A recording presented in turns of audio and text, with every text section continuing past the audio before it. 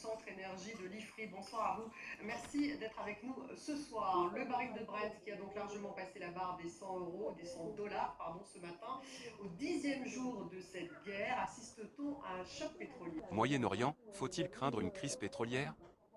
Imaginez un instant. Vous vous réveillez demain matin. Le prix de l'essence a doublé. Les transports deviennent plus chers. Les prix des aliments explosent. Et l'économie mondiale commence à trembler.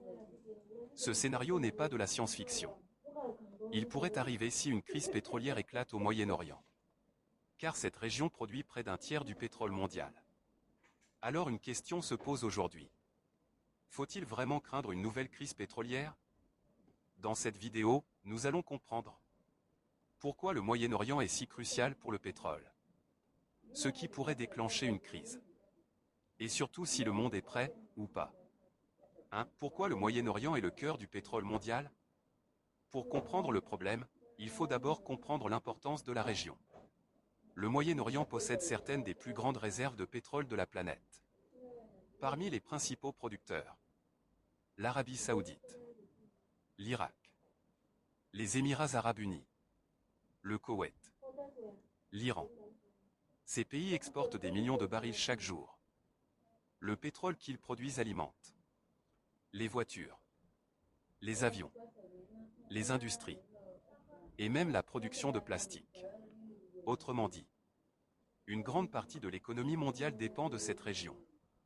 Mais il y a un autre point crucial. La majorité du pétrole du Golfe passe par un passage maritime stratégique. Le détroit d'Ormuz.